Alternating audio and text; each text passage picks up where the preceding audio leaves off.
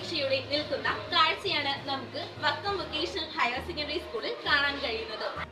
ഏതാനും നിമിഷങ്ങൾക്കകം വോട്ടെടുപ്പ് നടന്ന ക്ലാസ് ലീഡറിനെ തിരഞ്ഞെടുക്കാനുള്ള തന്ത്രപ്പാടിലാണ് എല്ലാവരും.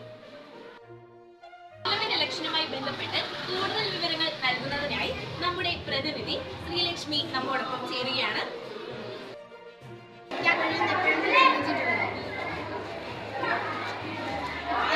ഇലക്ഷനിൽ നിന്നപ്പോൾ എന്താണ് അനുഭവപ്പെട്ടത്?